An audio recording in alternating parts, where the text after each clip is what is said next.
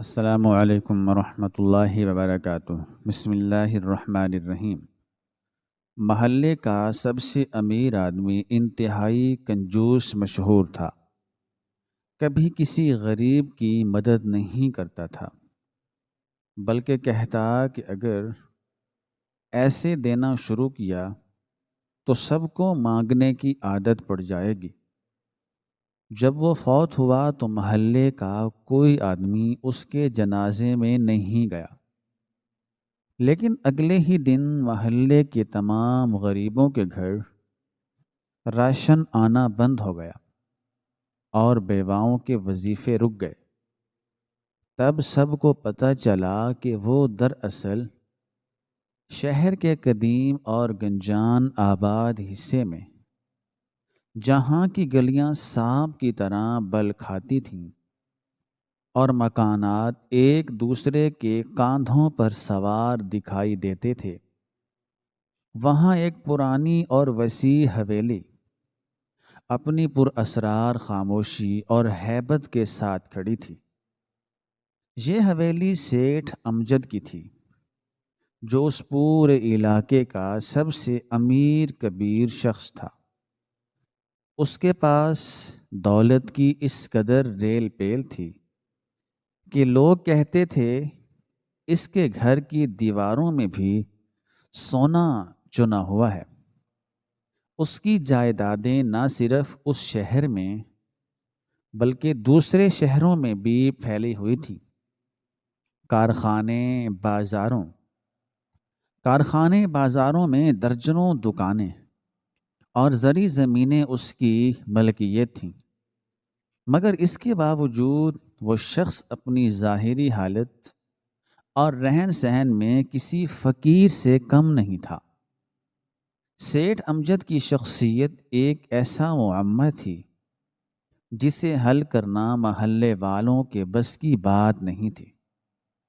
وہ دولت کے ڈھیر پر بیٹھا ہونے کے باوجود کوڑی کوڑی کا محتاج نظر آتا تھا۔ اس کی کنجوسی کے قصے صرف اس محلے تک محدود نہیں تھے، بلکہ پورے شہر میں ضرب المثل کی حیثیت اختیار کر چکے تھے۔ لوگ اسے سیٹھ امجد کی بجائے کنجوس، مکھی چوس، بخیل اور قارون کی اولاد کے نام سے پکارتے تھے۔ اس کی حویلی کا باہر کا منظر ہی اس کی فطرت کا عکاس تھا۔ کئی سالوں سے رنگ و روغن نہ ہونے کی وجہ سے دیواریں کالی پڑ چکی تھیں اور جگہ جگہ سے پلستر اکھڑ چکا تھا۔ دروازہ لکڑی کا تھا مگر دیمک زدہ اور پرانا، جسے دیکھ کر لگتا تھا کہ شاید صدیوں سے اس کی مرمت نہیں ہوئی۔ سیٹھ امجد کا اپنا حلیہ بھی اس کی حویلی سے مختلف نہیں تھا۔ وہ ہمیشہ میلے کچیلے اور پیوند لگے کپڑے پہنتا تھا۔ اس کی قمیض کا کالر اکثر پھٹا ہوتا اور شلوار کے پائچے گھس چکے ہوتے تھے۔ سر پر ایک بوسیدہ سی ٹوپی ہوتی جو شاید اس نے اپنی جوانی میں خریدی ہوگی، اور کندھے پر ایک ایسی چادر رکھتا جس کا رنگ پہچاننا مشکل تھا۔ پیروں میں چمڑے کی پرانی چپل ہوتی جسے وہ بار بار موچی سے ٹانکے لگوا کر پہنتا۔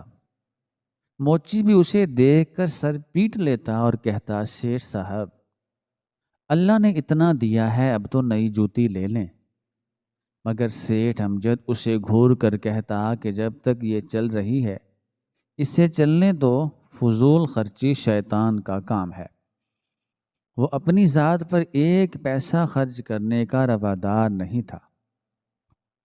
محلے کے لوگ اسے دیکھ کر راستہ بدل لیتے یا نفرت سے منہ پھیر لیتے۔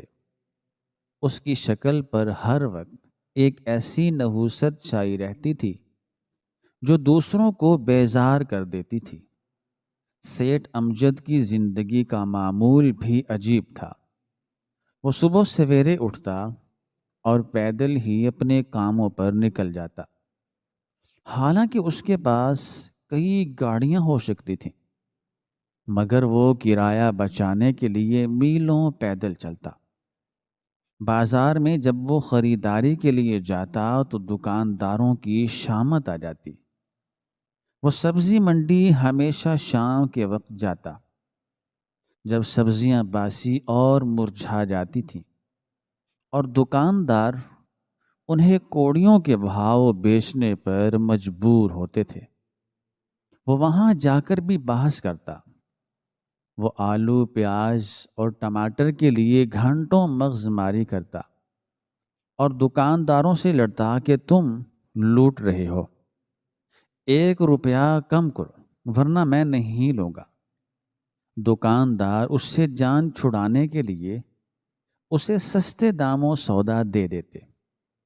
اس کے جانے کے بعد اس کے پیچھے لعنت بھیجتے۔ وہ اکثر گلی سڑی سبزیاں اٹھا لاتا اور گھر آ کر اپنے ملازم سے کہتا کہ ان کا سالن بنا لو۔ ملازم بابا رحمت، جو ایک ضعیف اور لاچار آدمی تھا، وہ بھی سیٹھ کی اس کنجوسی سے تنگ تھا۔ وہ اکثر محلے والوں کے سامنے روتا کہ سیٹھ صاحب کے پاس اتنا پیسہ ہے مگر کھانے کو دال اور سوکھی روٹی کے سوا کچھ نہیں ملتا۔ کبھی کبھار اگر گوشت آ بھی جائے تو وہ اتنا کم ہوتا ہے کہ سالن میں ڈھونڈنا پڑتا ہے۔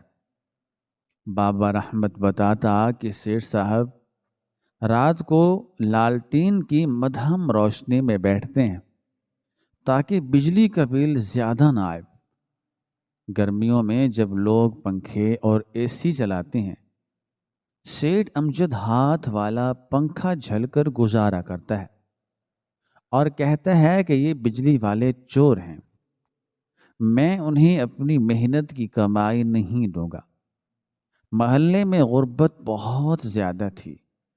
زیادہ تر لوگ دہاڑی دار مزدور تھے یا چھوٹے موٹے کام کرتے تھے۔ کئی گھرانے ایسے تھے جہاں 2 وقت کی روٹی کا انتظام کرنا مشکل تھا۔ بیوائیں تھیں، یتیم بچے تھے اور بیمار بزرگ تھے جو دوائیوں کے لیے ترستے تھے۔ لوگوں کا خیال تھا کہ سیٹھ امجد محلے کا سب سے امیر آدمی ہے اور اللہ نے اسے اتنا نوازا ہے تو اس کا فرض بنتا ہے کہ وہ اپنے پڑوسیوں اور غریبوں کا خیال رکھے۔ مگر سیٹھ امجد کا دل پتھر کا تھا۔ اس کے دروازے سے آج تک کسی سوالی کو خیرات نہیں ملی تھی۔ جب بھی کوئی ضرورت مند اس کے پاس جاتا، وہ اسے ایسے دھتکارتا جیسے وہ کوئی مجرم ہو۔ وہ کہتا کہ ہٹے کٹے ہو، کام کیوں نہیں کرتے؟ بھیک مانگنا حرام ہے، میرے پاس حرام کا پیسہ نہیں ہے کہ تم جیسے کام چوروں پر لٹا دو۔ اس کے یہ الفاظ لوگوں کے دلوں میں نشتر کی طرح چبھتے تھے۔ ایک بار محلے کی مسجد کی حالت بہت خراب ہو گئی تھی۔ بارشوں کی وجہ سے چھت ٹپکنے لگی تھی اور صفیں گیلی ہو جاتی تھیں۔ نمازیوں کو بہت تکلیف ہوتی تھی۔ مسجد کی انتظامیہ کمیٹی کے ممبران نے سوچا کہ مرمت کے لیے پیسوں کی اشد ضرورت ہے اور سیٹھ امجد سے بہتر کون مدد کر سکتا ہے۔ وہ سب مل کر بڑی امید کے ساتھ اس کی حویلی پہنچے۔ انہوں نے سیٹھ امجد کو اللہ اور رسول کا واسطہ دیا اور کہا کہ سیٹھ صاحب، یہ اللہ کا گھر ہے، اس کی حفاظت ہم سب کی ذمہ داری ہے۔ آپ تھوڑی سی مدد کر دیں تو چھت نہیں ڈل جائے گی۔ سیٹھ امجد نے ان کی بات بڑے غور سے سنی اور پھر تنزیہ انداز میں بولا، دیکھو بھائیو، مسجد اللہ کا گھر ہے اور اللہ اپنے گھر کی حفاظت خود کر سکتا ہے۔ اسے میرے یا تمہارے پیسوں کی ضرورت نہیں ہے، اور رہی بات میری تو میں نے یہ دولت دن رات ایک کر کے کمائی ہے، خون پسینہ بہایا ہے، تب جا کر یہ مرتبہ ملا ہے۔ میں ایسے فضول کاموں میں ضائع نہیں کر سکتا۔ تم لوگ چندہ مانگنے کی بجائے اپنی جیبوں سے پیسے ڈالو یا خود محنت کر کے مسجد ٹھیک کرو، میرے پاس دوبارہ مت آنا۔ کمیٹی والے اس کا یہ جواب سن کر دنگ رہ گئے۔ انہیں یقین نہیں آ رہا تھا کہ کوئی مسلمان مسجد کے لیے بھی اتنا سخت دل ہو سکتا ہے۔ انہوں نے اسے بہت سمجھایا کہ صدقہ جاریہ ہے، قبر میں کام آئے گا، مگر سیٹھ امجد نے صاف انکار کر دیا اور دروازہ بند کر لیا۔ اس واقعے کے بعد پورے محلے میں اس کے خلاف نفرت کی آگ بھڑک اٹھی۔ لوگ اسے کافر تو نہیں کہہ سکتے تھے، مگر اسے مسلمانوں کے نام پر دھبا ضرور سمجھتے تھے۔ مسجد کے امام صاحب نے بھی جمعہ کے خطبے میں بغیر نام لیے بخیلوں کی مذمت کی، مگر سیٹھ امجد صاحب پر ان باتوں کا کوئی اثر نہیں ہوتا تھا۔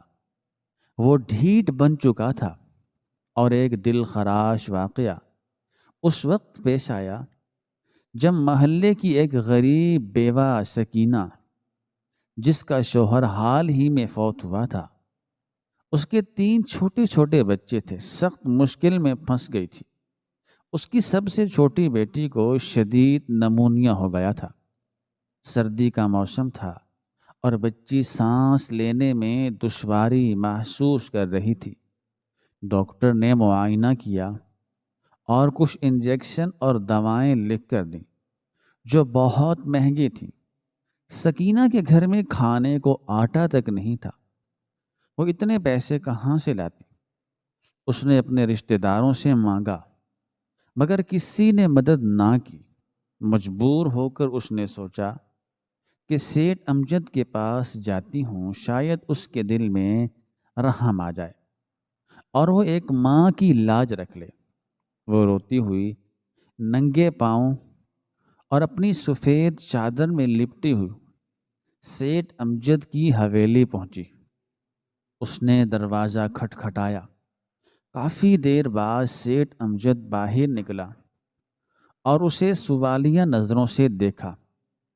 سکینہ نے اس کے قدم پکڑ لیے اور گڑ گڑا کر کہا، سیٹھ صاحب، میری بچی مر رہی ہے۔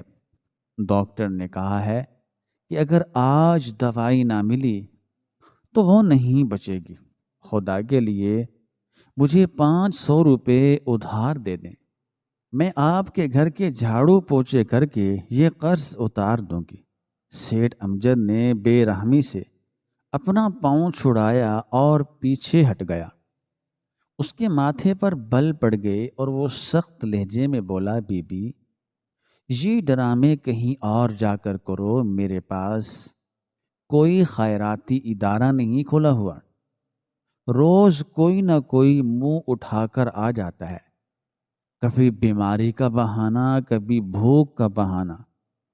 یہ سب تم لوگوں کے بہانے ہیں کام نہ کرنے کے۔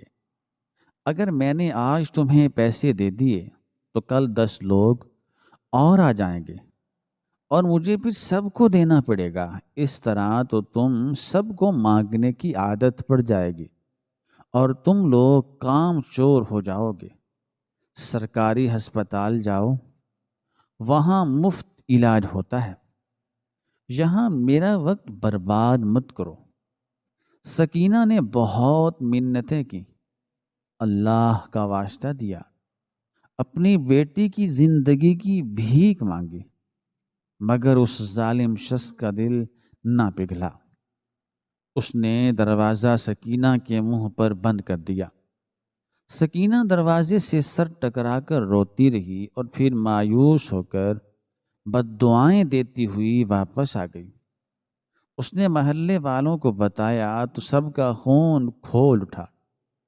لوگوں نے سیٹھ امجد کو بدترین گالیاں دیں اور کہا کہ اللہ اور اس کی دولت کو کہ اللہ اس کی دولت کو آگ لگائے اور اسے کیڑے پڑیں۔ یہ کیسا انسان ہے جو ایک مرتی ہوئی بچی کے لیے چند سکے نہیں دے سکتا؟ اسی طرح محلے کا ایک نوجوان لڑکا علی، جو پڑھنے میں بہت ذہین تھا مگر مالی حالات کی وجہ سے اپنی تعلیم جاری نہیں رکھ سکتا تھا، وہ انجینئر بننا چاہتا تھا۔ اس کا داخلہ شہر کے اچھے کالج میں ہو گیا تھا مگر فیس بھرنے کے لیے پیسے نہیں تھے۔ علی کے والد کا انتقال بچپن میں ہو گیا تھا اور اس کی ماں سلائی کڑھائی کر کے گھر چلاتی تھی۔ علی نے بہت ہمت کی اور سیٹھ امجد کے پاس گیا۔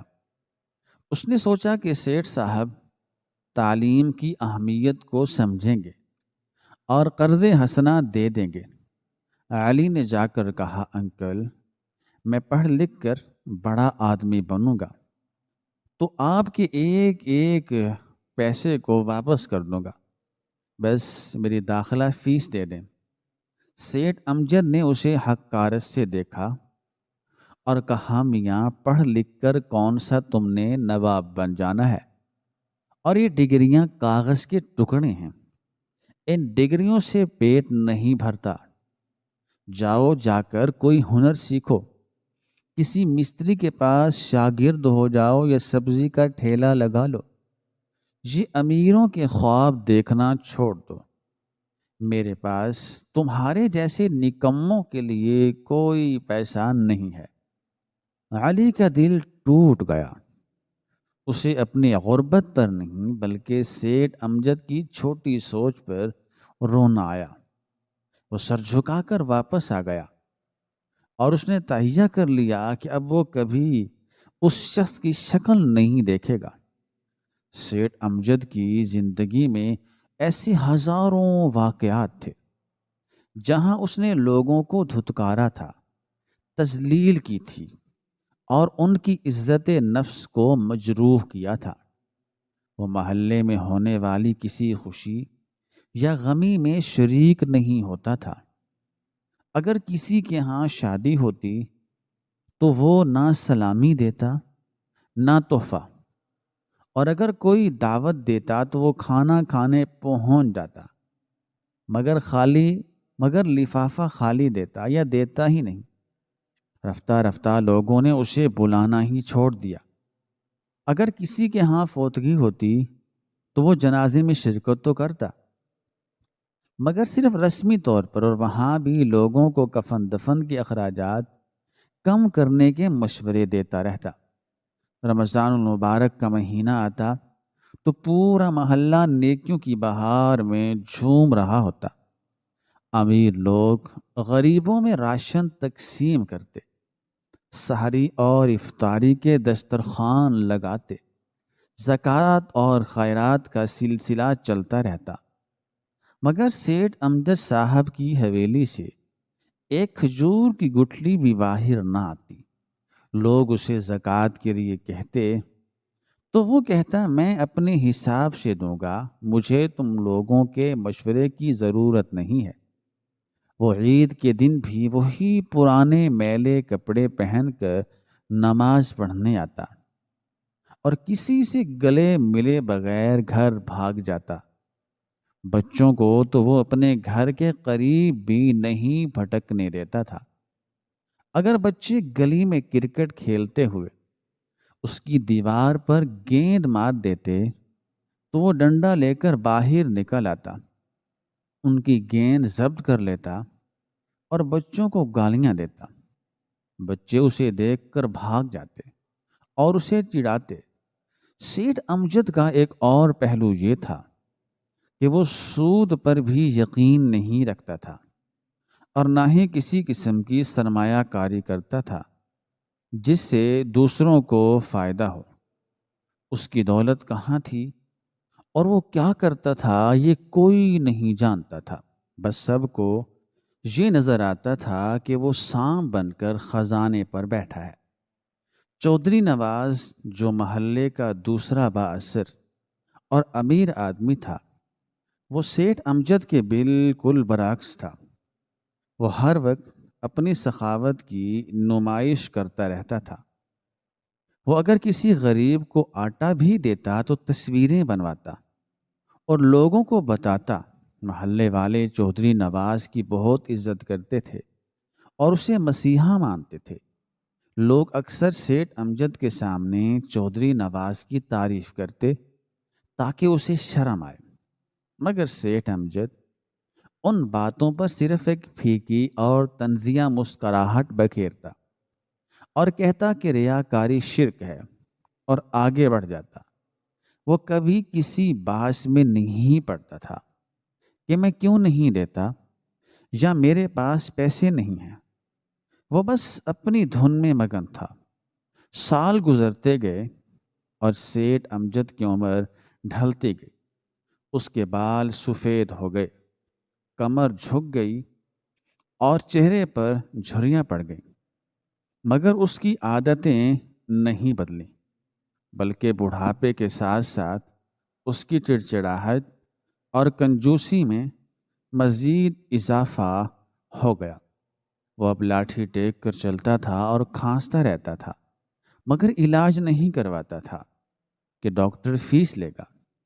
بابا احمد بھی اب بوڑھا ہو چکا تھا اور وہ اکثر سیٹھ کو سمجھاتا کہ سیٹھ صاحب اب تو قبر میں ٹانگیں ہیں، کچھ اللہ کی راہ میں دے دیں، کچھ اپنی آخرت سنوار لیں۔ مگر سیٹھ امجد اسے ڈانٹ دیتا اور کہتا کہ تم اپنا کام کرو، مجھے مت سکھاؤ۔ پھر وہ سرد اور طوفانی رات آ پہنچی جس نے سیٹھ امجد کی زندگی کا باب ہمیشہ کے لیے بند کر دیا۔ وہ دسمبر کی ایک یکبستہ رات تھی۔ آسمان پر کالے بادل چھائے ہوئے تھے اور تیز ہوائیں چل رہی تھیں جو کھڑکیوں اور دروازوں سے ٹکرا کر خوفناک آوازیں پیدا کر رہی تھیں۔ بارش تھمنے کا نام نہیں لے رہی تھی اور گلیاں پانی سے بھر چکی تھیں۔ سیٹھ امجد اپنی حویلی کے ایک بڑے سے کمرے میں اپنی پرانی چارپائی پر لیٹا ہوا تھا۔ کمرے میں گھپ اندھیرا تھا کیونکہ اس نے تیل بچانے کے لیے لالٹین گل کر دی تھی۔ اچانک اسے سینے میں شدید تکلیف محسوس ہوئی، جیسے کوئی اس کا دل مٹھی میں لے کر بھینچ رہا ہو۔ اس کے حلق سے ایک چیخ نکلی اور وہ درد سے تڑپنے لگا۔ اس نے کامتی ہوئی آواز میں بابا رحمت کو پکارا۔ بابا رحمت جو برابر والے چھوٹے کمرے میں سو رہا تھا، سیٹھ کی آواز سن کر ہڑبڑا کر اٹھ بیٹھا اور دوڑتا ہوا آیا۔ اس نے دیکھا کہ سیٹھ امجد سینے پر ہاتھ رکھے تڑپ رہا ہے اور اس کا سانس اکھڑ رہا ہے۔ بابا رحمت گھبرا گیا۔ اس نے سیٹھ کو پانی پلانے کی کوشش کی، مگر پانی حلق سے نیچے نہ اترا۔ سیٹھ امجد نے اشارے سے کہا کہ ڈاکٹر کو لاؤ۔ بابا رحمت ننگے پاؤں بارش میں باہر بھاگا۔ وہ حویلی کے بڑے گیٹ سے نکلا اور پڑوسیوں کے دروازے کھٹکھٹانے لگا۔ اس نے چیخ چیخ کر کہا کہ خدا کے لیے کوئی مدد کرو، سیٹھ صاحب کی طبیعت بہت خراب ہے، کوئی گاڑی نکالے، کوئی ڈاکٹر کو لے آئے۔ مگر طوفان کے شور میں اس کی آواز دب گئی۔ جن لوگوں نے سنا بھی انہوں نے کھڑکیوں سے جھانک کر دیکھا، اور جب پتہ چلا کہ سیٹھ امجد کے لیے مدد مانگی جا رہی ہے تو انہوں نے دروازے بند کر لیے۔ کسی نے کہا کہ مرنے دو اس بڈھے کنجوس کو، اس نے زندگی بھر کسی کے کام نہیں کیے، کبھی یہ کسی کے کام نہیں آیا، اب ہم کیوں اس کے لیے خوار ہوں؟ بارش میں کون باہر نکلے گا؟ کسی نے کہا کہ یہ اس کے کرتوتوں کی سزا ہے کہ آخری وقت میں تڑپ رہا ہے اور کوئی اس کے پاس نہیں۔ بابا رحمت روتا ہوا ایک گھر سے دوسرے گھر گیا، مگر ہر جگہ سے اسے مایوسی ہوئی۔ بڑی مشکل سے محلے کے کونے پر رہنے والا ایک نوجوان ڈاکٹر جو نیا نیا یہاں آیا تھا اور اسے سیٹھ امجد کی شہرت کا زیادہ علم نہیں تھا، وہ بابا رحمت کے ساتھ جانے پر تیار ہو گیا۔ ڈاکٹر نے اپنا بیگ اٹھایا اور بابا رحمت کے ساتھ کیچڑ اور پانی میں سے گزرتا ہوا حویلی پہنچا۔ جب وہ دونوں سیٹھ امجد کے کمرے میں داخل ہوئے تو وہاں موت کا سا سکوت تھا۔ ڈاکٹر نے جلدی سے لالٹین جلائی، روشنی چارپائی پر پڑی تو دیکھا کہ سیٹھ امجد ساکت پڑا تھا۔ اس کی آنکھیں چھت پر جمی ہوئی تھیں اور منہ کھلا ہوا تھا۔ اس کا ایک ہاتھ سینے پر تھا اور دوسرا ہاتھ چارپائی کی پٹی کو مضبوطی سے جکڑے ہوئے تھا، جیسے مرتے وقت بھی وہ اپنی کسی چیز کو چھوڑنا نہیں چاہتا تھا۔ ڈاکٹر نے اس کی نبض چیک کی اور پھر افسوس سے سر ہلایا۔ اس نے بابا رحمت کی طرف دیکھا اور دھیمی آواز میں کہا، بابا جی، سیٹھ صاحب اب اس دنیا میں نہیں رہے۔ انہیں شدید ہارٹ اٹیک ہوا تھا اور وقت پر طبی امداد نہ ملنے کی وجہ سے وہ جان بر نہ ہو سکے۔ بابا رحمت وہیں قدموں میں بیٹھ کر رونے لگا۔ یہ رونا سیٹھ امجد کی محبت میں کم اور اپنی بے بسی پر زیادہ تھا کہ وہ اپنے مالک کو آخری وقت میں بچا نہ سکا۔ باہر طوفان اب بھی جاری تھا اور بادل زور زور سے گرج رہے تھے، جیسے آسمان بھی اس شخص کی موت پر کوئی پیغام دے رہا ہو۔ سیٹھ امجد کی لاش اس ویران حویلی میں پڑی تھی جس میں اس نے اپنی پوری زندگی تنہائی اور کنجوسی میں گزاری تھی۔ اس کے چہرے پر ایک عجیب سا تاثر تھا، جو نہ تو سکون کا تھا اور نہ ہی تکلیف کا، بلکہ ایک گہرا راز اس کی آنکھوں میں منجمد ہو گیا تھا۔ وہ شخص جس کے پاس کروڑوں روپے تھے، جو اگر چاہتا تو شہر کے بہترین ہسپتال میں علاج کروا سکتا تھا، آج وہ دوا کی ایک گولی کو ترس کر مر گیا تھا۔ یہ قدرت کا عجیب انتقام تھا، یا شاید کوئی ایسی مصلحت جو انسانی سمجھ سے بالاتر تھی۔ رات کے اس پہر سیٹھ امجد کا جسم ٹھنڈا پڑ چکا تھا اور اس کی روح اپنے رب کے حضور پیش ہو چکی تھی۔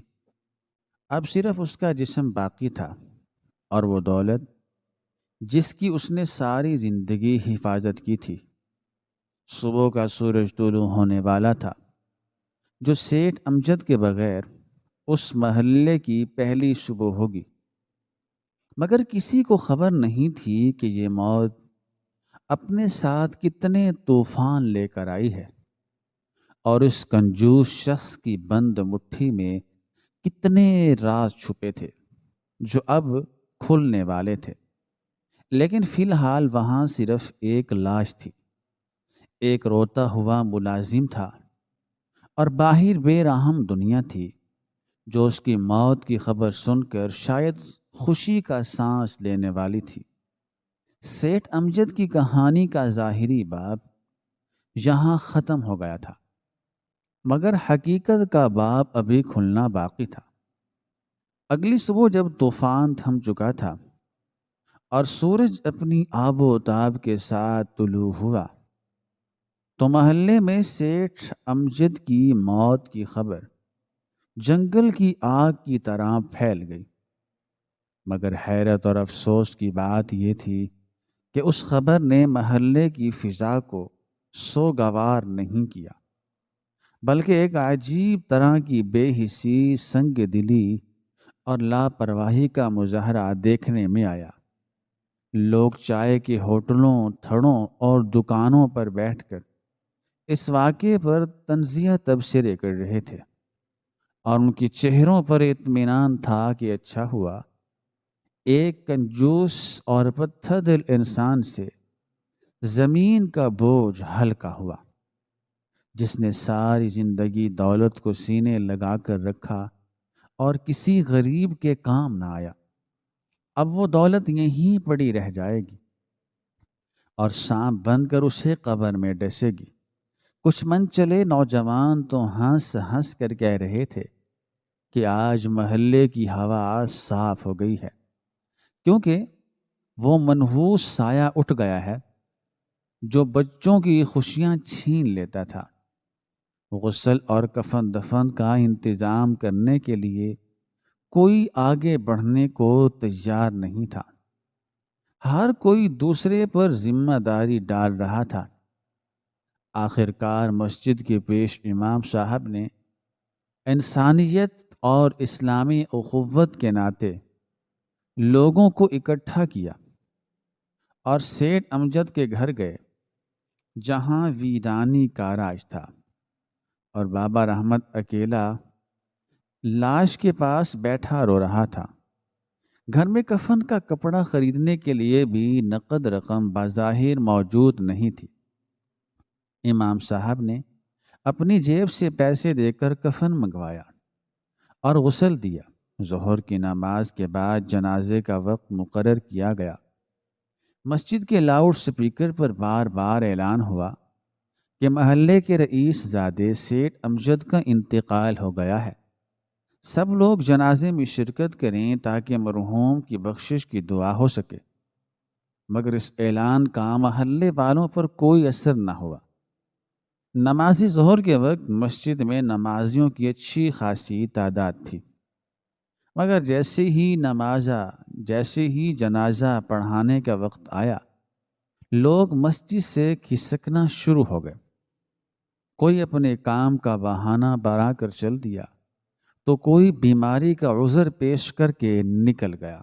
کسی نے کہا کہ مجھے دکان کھولنی ہے، تو کسی نے کہا کہ مجھے ضروری کام سے شہر جانا ہے۔ جنازہ گاہ میں ایک عبرتناک اور دل دہلا دینے والا منظر تھا۔ وہ شخص جو ارب پتی تھا، جس کی جائیداد کا کوئی شمار نہیں تھا، اس کے جنازے میں صرف 5 لوگ موجود تھے، جن میں ایک امام صاحب، ایک بابا رحمت، ایک قبر کھودنے والا گورکن اور 2 راہگیر تھے، جنہوں نے محض ثواب کی نیت سے شرکت کی تھی۔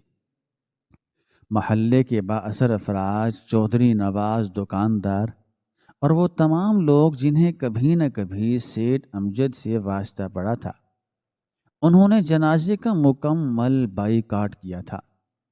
یہ سیٹھ امجد کے لیے دنیا کی نظر میں ذلت اور رسوائی کی انتہا تھی۔ اسے کندھا دینے والے لوگ بھی پورے نہیں تھے۔ بڑی مشکل سے چارپائی کو اٹھا کر قبرستان لے جایا گیا۔ قبرستان کے راستے میں کھڑے لوگ جنازے کو دیکھ کر افسوس کرنے کی بجائے سرگوشیاں کر رہے تھے اور اپنی نفرت کا اظہار کر رہے تھے۔ قبرستان میں اسے جلدی جلدی سپرد خاک کر دیا گیا۔ کسی نے اس کی قبر پر رک کر فاتحہ خوانی کرنے یا 2 آنسو بہانے کی زحمت نہیں کی، بس رسمی طور پر مٹی ڈالی اور اپنے اپنے گھروں کو لوٹ گئے۔ شام تک سیٹھ امجد کا قصہ لوگوں کی زبانوں سے تقریباً ختم ہو چکا تھا اور لوگ اپنے روزمرہ کے کاموں میں مشغول ہو گئے تھے۔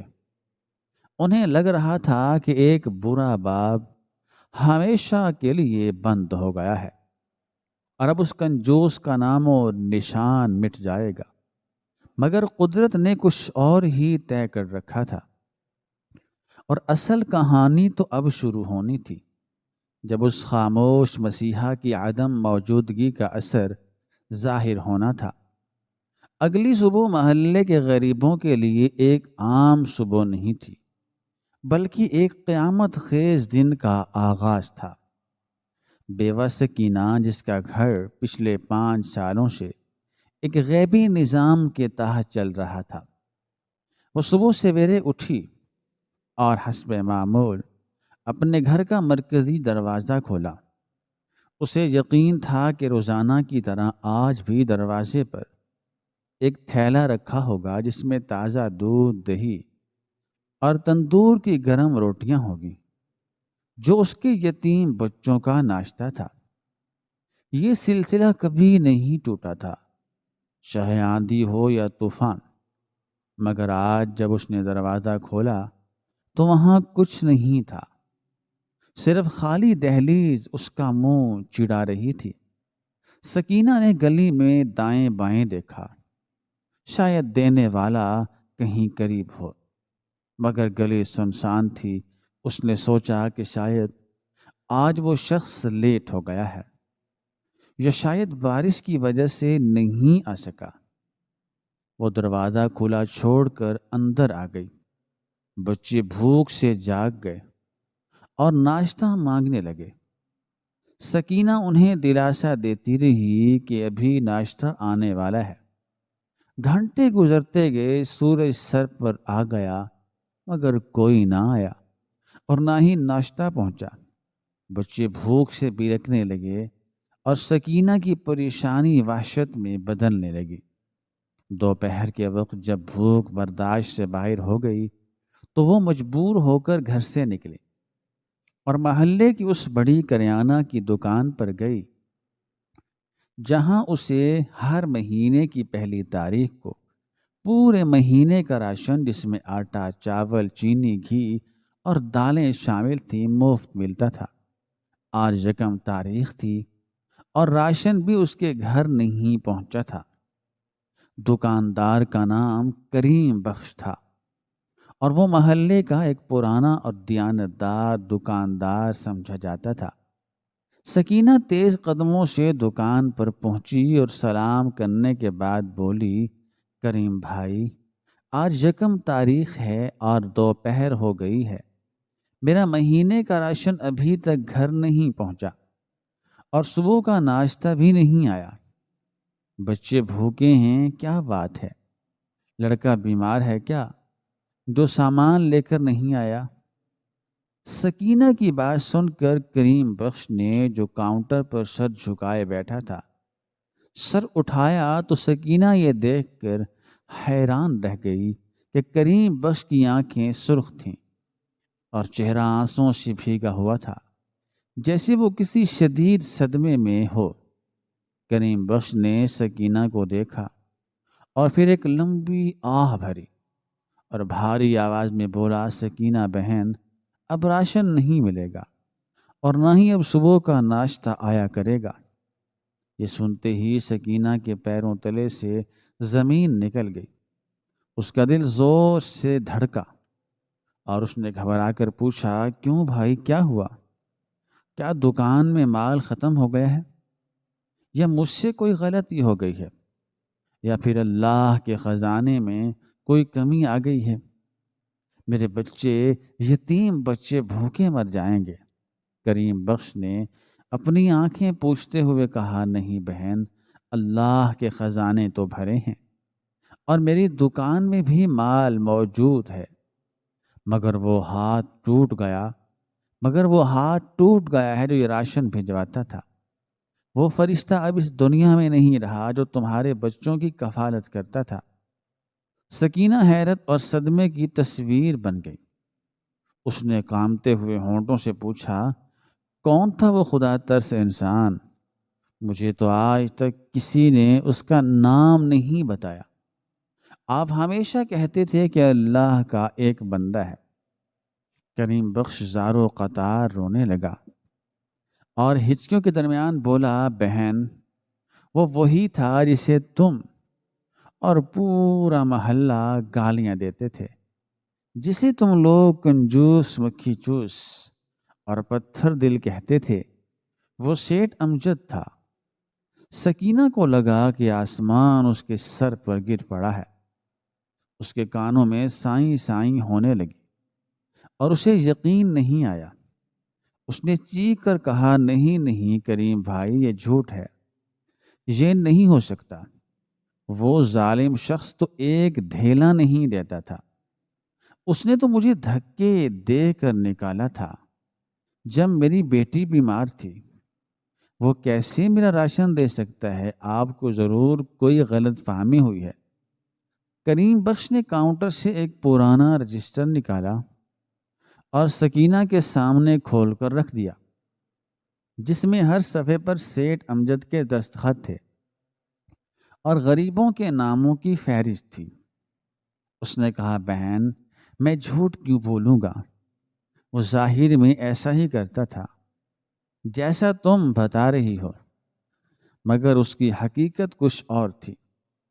وہ ہر مہینے کی آخری تاریخ کو جب بازار بند ہو جاتا اور گلیاں سنسان ہو جاتی تو وہ پچھلے دروازے سے میری دکان پر آتا تھا اور محلے کے 50 غریب گھروں کا راشن، جن میں تمہارا گھر سب سے پہلے نمبر پر تھا، ایڈوانس میں بک کرواتا تھا اور نقد پیسے دے کر جاتا تھا۔ وہ مجھے قسم دیتا تھا کہ کریم بخش، خبردار اگر کسی کو پتہ چلا کہ یہ راشن میں دے رہا ہوں، اگر تم نے میرا نام لیا تو میں تمہاری دکان بند کروا دوں گا اور یہ امداد روک دوں گا۔ وہ خاص طور پر تمہارے بارے میں کہتا تھا کہ سکینہ ایک خوددار بیوہ ہے۔ اگر اسے پتہ چلا کہ یہ راشن میں دے رہا ہوں جس نے اسے دھتکارا تھا تو اس کی عزت نفس مجروح ہوگی اور وہ مجھ سے شرمندہ ہوگی۔ وہ چاہتا تھا کہ تم سر اٹھا کر جیو اور اللہ کا شکر ادا کرو، نہ کہ سیٹھ امجد کا۔ وہ تمہاری بیٹی کی بیماری کے وقت بھی جو دوائیاں اور پھل آئے تھے وہ اسی نے بھجوائے تھے اور مجھے بھیجا تھا اور تاکید کی تھی کہ اپنا نام ظاہر نہ کرو۔ سکینہ وہیں دکان کے ٹھنڈے فرش پر بیٹھ گئی اور دھاڑے مار کر رونے لگی۔ اس کے آنسو فرش پر گر رہے تھے اور اس کا وجود ندامت کی آگ میں جل رہا تھا۔ اسے وہ لمحہ یاد آیا جب اس نے سیٹھ امجد کے پاؤں پکڑے تھے اور اس نے جھڑک دیا تھا۔ اب اسے سمجھ آیا کہ اس نے ایسا کیوں کیا تھا۔ وہ نہیں چاہتا تھا کہ میں اس کے سامنے ہاتھ پھیلاؤں۔ وہ میری مدد کرنا چاہتا تھا، مگر میری عزت نفس کو بچا کر سکینہ کی چیخوں نے بازار کے لوگوں کو متوجہ کر لیا اور دیکھتے ہی دیکھتے وہاں بھیڑ لگ گئی۔ جب کریم بخش نے لوگوں کو حقیقت بتائی تو سب پر سکتہ طاری ہو گیا، مگر یہ انکشافات کا صرف پہلا قطرہ تھا۔ ابھی تو پورا سمندر بہنا باقی تھا۔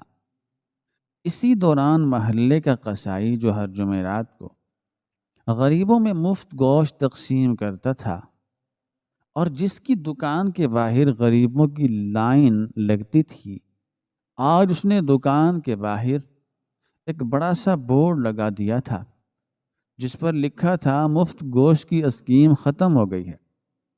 لوگ غصے میں اس سے لڑنے آئے کہ تم نے اللہ کے نام کا گوشت کیوں بند کر دیا؟ قصائی نے جب شور سنا تو وہ باہر آیا۔ اس کی آنکھیں بھی رو رو کر سوجی ہوئی تھیں۔ اس نے ہاتھ جوڑ کر مجمع سے کہا، بھائیو، مجھے مت مارو، میں تو صرف ایک وسیلہ تھا۔ یہ گوشت میری طرف سے نہیں ملتا تھا، بلکہ یہ سیٹھ امجد صاحب کی طرف سے تھا۔ وہ ہر بدھ کی رات آ کر مجھے ہزاروں روپے دے جاتا تھا اور کہتا تھا کہ گوشت بانٹ دو اور لوگوں سے کہنا کہ یہ اللہ کی طرف سے ہے، میرا نام مت لینا۔ وہ کہتا تھا کہ غریبوں کو بھی اچھا کھانا کھانے کا حق ہے، اور اب جب وہ چلا گیا ہے تو میرے پاس اتنی طاقت نہیں کہ میں یہ سلسلہ جاری رکھ سکوں۔ یہ سن کر لوگوں کے ہاتھوں سے پتھر اور ڈنڈے گر گئے اور ان کے سر شرمندگی اور ندامت سے جھک گئے۔ ابھی یہ باتیں ہو رہی تھیں کہ محلے کا ڈاکٹر، جس کے کلینک پر غریبوں کا علاج بالکل مفت ہوتا تھا اور دوائیاں بھی مفت ملتی تھیں، وہاں سے بھی شور اٹھا۔ ڈاکٹر نے مریضوں کو پرچیاں بنا دیں اور فیس مانگنا شروع کر دی۔ مریضوں نے احتجاج کیا کہ ڈاکٹر صاحب، آپ تو اللہ واسطے علاج کرتے تھے، آج پیسے کیوں مانگ رہے ہیں؟ ڈاکٹر نے آپ دیدہ ہو کر اپنے کلینک کا رجسٹر لہرایا اور بتایا کہ تمہاری فیس اور دوائیوں کے لاکھوں روپے سیٹھ امجد صاحب بھرتا تھا۔ وہ ہر مہینے آ کر خاموشی سے سارا حساب چکتا کر دیتا تھا اور کہتا تھا کہ بیماری اللہ کی آزمائش ہے اور میں نہیں چاہتا کہ اس محلے کا کوئی شخص پیسے نہ ہونے کی وجہ سے مر جائے۔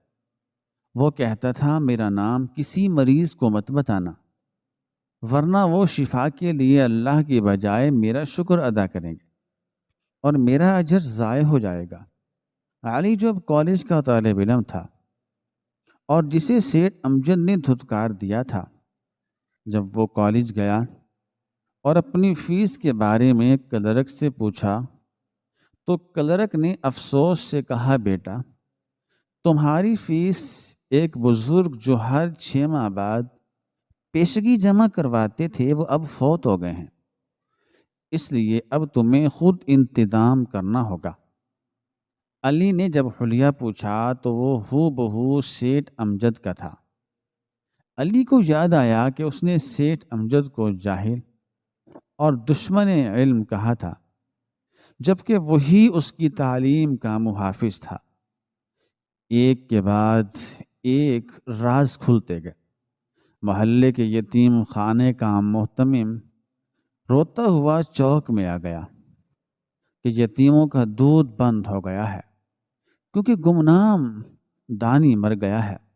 مسجد کے امام صاحب نے ممبر پر بیٹھ کر اپنی داڑھی آنسوؤں سے بھگو دی اور اعتراف کیا کہ مسجد کی عالی شان چھت، وضو خانے کے ٹائلز اور پنکھے سب سیٹھ امجد صاحب کی کمائی تھے۔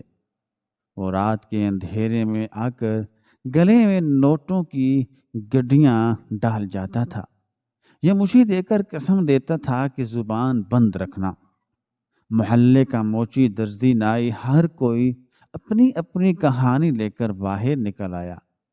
پتہ چلا کہ سیٹھ امجد نے محلے کے ہر اس شخص کی مدد کی تھی جو ضرورت مند تھا۔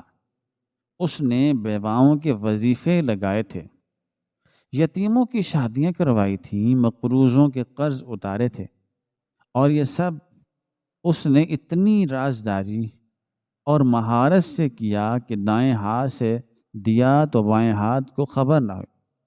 اس کا طریقہ واردات یہ تھا کہ وہ خود برا بن جاتا تھا تاکہ اس کی نیکیاں محفوظ رہیں۔ اس نے جان بوجھ کر کنجوسی کا لبادہ اوڑھا تھا تاکہ کوئی اس کی تعریف نہ کرے، کیونکہ وہ جانتا تھا کہ تعریف نیکی کو کھا جاتی ہے اور ریاکاری انسان کے عمل کو تباہ کر دیتی ہے۔ وہ لوگوں کی گالیاں سنتا تھا، ان کی نفرت بھری نگاہیں برداشت کرتا تھا، مگر ان کی مدد نہیں روکتا تھا۔ یہ قربانی کا والا ترین درجہ ہے جسے اخلاص کہتے ہیں اور جو صرف اللہ کے ولیوں کو نصیب ہوتا ہے۔ وہ بازار میں ایک روپے کے لیے بحث کرتا تھا تاکہ لوگ اسے پکا کنجوس سمجھیں اور اس پر کبھی شک نہ کریں کہ یہ اتنا بڑا سخی ہو سکتا ہے۔ یہ انکشافات لوگوں کے دلوں کو چیر رہے تھے۔ وہ لوگ جو کل تک سیٹھ امجد کی موت پر خوشیاں منا رہے تھے، آج اپنے ہاتھوں سے اپنے چہرے نوچ رہے تھے۔ انہیں اپنی کم ظرفی اور سیٹھ امجد کی اعلیٰ ظرفی کا احساس ہو رہا تھا۔ وہ سوچ رہے تھے کہ ہم نے کیسے ہیرے کو پتھر سمجھا۔ ہم نے اس کے میلے کپڑوں کو دیکھا مگر اس کے اندر چھپے ہوئے اجلے دل کو نہ دیکھ سکے۔ چودھری نواز جو اپنی نمود و نمائش اور چھوٹی چھوٹی نیکیوں پر اتراتا تھا، آج منہ چھپائے پھر رہا تھا، کیونکہ سیٹھ امجد کی خاموش سخاوت نے اس کے دکھاوے کے بت کو پاش پاش کر دیا تھا۔ پورا محلہ دیوانہ وار قبرستان کی طرف بھاگ گیا۔ وہ قبرستان جو کل سیٹھ امجد کے جنازے کے وقت ویران اور خوفناک لگ رہا تھا، آج وہاں تل دھرنے کی جگہ نہیں تھی۔ ہزاروں لوگ وہاں امڑ آئے تھے، مرد، عورتیں، بچے اور بوڑھے، سب سیٹھ امجد کی کچی اور تازہ قبر کے گرد جمع تھے اور زارو قطار رو رہے تھے۔ قبرستان کی فضا سسکیوں اور آہو بکا سے گونج رہی تھی، دھول اڑ رہی تھی، کیونکہ ہر کوئی قبر کے قریب پہنچنا چاہتا تھا۔ سکینہ نے سیٹھ امجد کی قبر کی مٹی پر اپنا سر رکھ دیا اور بیان کرنے لگی کہ سیٹھ صاحب اٹھیں، ہمیں معاف کر دیں، ہم گناہ گار ہیں، ہم نے آپ کو پہچانا نہیں، ہم نے آپ کو پتھر مارے اور آپ نے بدلے میں ہمیں پھول دیے، ہم نے آپ کو گالیاں دیں اور آپ نے ہمارے بچوں کا پیٹ بھرا۔ یہ کیسا انتقام لیا آپ نے؟ آپ جیت گئے اور ہم سب ہار گئے۔ علی قبر کے پاؤں میں بیٹھا رو رہا تھا کہ انکل مجھے معاف کر دیں، میں نے آپ کو جاہل کہا تھا، مگر اصل جاہل تو میں تھا جسے انسان کی پہچان نہیں تھی۔ آپ نے مجھے علم کی روشنی دی اور خود اندھیرے میں رہے۔ قصائی، ڈاکٹر اور دکاندار سب ہاتھ اٹھا کر اس کی مغفرت کی دعائیں مانگ رہے تھے۔ وہ لوگ جو کل اس کا جنازہ پڑھنے کو تیار نہیں تھے، آج اس کی قبر کی مٹی کو آنکھوں سے لگا رہے تھے۔ سیٹھ امجد کی قبر پر پھولوں کے اتنے ڈھیر لگ گئے تھے کہ قبر چھپ گئی تھی۔ لوگ قرآن خوانی کر رہے تھے اور نعتیں پڑھ رہے تھے، مگر وہ شخص جو ان دعاؤں اور محبتوں کا اصل حقدار تھا، وہ اب دنیا کی تعریف اور مذمت سے بے نیاز اپنے رب کے پاس پہنچ چکا تھا، جہاں اسے یقیناً وہ مقام ملا ہوگا جو اس نے دنیا میں اپنی نیکیاں چھپا کر کمایا تھا۔ اس کی قبر سے اٹھنے والی خاموش صدا سب کو یہ پیغام دے رہی تھی کہ اے لوگو، کبھی کسی کے ظاہری حالت کو دیکھ کر، کبھی کسی کے ظاہر کو دیکھ کر فیصلہ مت کرنا، کیونکہ بہت سے ولی پھٹے پرانے کپڑوں میں ملبوس ہوتے ہیں اور بہت سے سخی کنجوسی کے پردے میں چھپے ہوتے ہیں۔ اللہ صرف دلوں کو دیکھتا ہے، لباس کو نہیں۔ سیٹھ امجد کی وفات کے بعد محلے کا ماحول ہمیشہ کے لیے بدل گیا۔ لوگوں کے دلوں میں ایک دوسرے کے لیے ہمدردی اور احساس پیدا ہو گیا۔ محلے کے امیروں نے سیٹھ امجد کی زندگی سے سبق سیکھتے ہوئے ایک خفیہ فنڈ قائم کیا اور قسم کھائی کہ وہ بھی سیٹھ امجد کی طرح خاموشی سے غریبوں کی مدد کریں گے اور کسی کو کانوں کان خبر نہیں ہونے دیں گے۔ اس فنڈ سے دوبارہ بیواؤں کا راشن اور یتیموں کی فیسیں جانا شروع ہو گئیں، مگر اب فرق یہ تھا کہ یہ سب کسی ایک فرد کی طرف سے نہیں تھا، بلکہ یہ سیٹھ امجد کی تربیت کا نتیجہ تھا، جس نے پورے محلے کو سخاوت کا اصل مفہوم سکھا دیا تھا۔ علی نے اپنی زندگی کا مقصد بنا لیا کہ وہ سیٹھ امجد کے نام کو زندہ رکھے گا۔ اس نے خوب محنت کی اور ایک بڑا ڈاکٹر بنا۔ اس نے اسی محلے میں اپنی جمع پونجی اور سیٹھ امجد کی پوشیدہ جائیداد، جو بعد میں ٹرسٹ کے نام نکل آئی تھی، اس سے ایک عظیم الشان ہسپتال بنایا، جس کا نام امجد چیریٹی ہسپتال رکھا گیا، جہاں غریبوں کا علاج بالکل مفت ہوتا تھا۔ اس ہسپتال کے داخلی دروازے پر ایک تختی لگی تھی جس پر سیٹھ امجد کے وہ الفاظ نہیں لکھے تھے جو وہ لوگوں کو جھڑکنے کے لیے بولتا تھا، بلکہ وہ حقیقت لکھی تھی جو اس کی زندگی کا نچوڑ تھی، کہ نیکی وہ ہے جو صرف اللہ کے لیے ہو اور جس کا شور زمین پر نہیں بلکہ آسمان پر ہو۔ سیٹھ امجد کی کہانی آج بھی اس محلے کی مائیں اپنے بچوں کو سناتی ہیں اور انہیں بتاتی ہیں کہ بیٹا، نیکی وہ کرنسی ہے جو صرف آخرت میں چلتی ہے، اور اسے جتنا چھپا کر رکھو گے اس کی قیمت اتنی ہی بڑھ جائے گی۔ اور یہ بھی کہتی ہیں کہ کبھی کسی کو حقیر مت سمجھنا، کیا پتہ وہ اللہ کا محبوب ہو۔ سیٹھ امجد بظاہر ایک کنجوس انسان تھا جس نے دنیا میں ذلت کا لباس پہنا، مگر حقیقت میں وہ اس دور کا سب سے بڑا سخی تھا جس نے اپنی دنیا اجاڑ کر اپنی آخرت سنوار لی اور لوگوں کو ایک ایسا سبق دیا جو کتابوں میں بھی کم ملتا ہے۔ اللہ سیٹھ امجد کے درجات بلند کرے اور ہمیں بھی توفیق دے کہ ہم دکھاوے کی نیکی سے بچیں اور خلوص نیت سے اللہ کی مخلوق کی خدمت کریں، کیونکہ اصل کامیابی یہی ہے کہ جب ہم دنیا سے جائیں تو لوگ ہمیں یاد کر کے روئیں اور ہمارا رب ہم سے راضی ہو۔ سیٹھ امجد کی زندگی ایک راز تھی اور اس کی موت اس راز کا افشا تھی، ایک ایسا افشا جس نے پتھر دلوں کو بھی موم کر دیا اور ایک مردہ ضمیر معاشرے کو دوبارہ زندہ کر دیا۔ کیسی لگی آپ کو یہ کہانی؟ کمنٹ باکس میں اپنی رائے کا اظہار ضرور کریں۔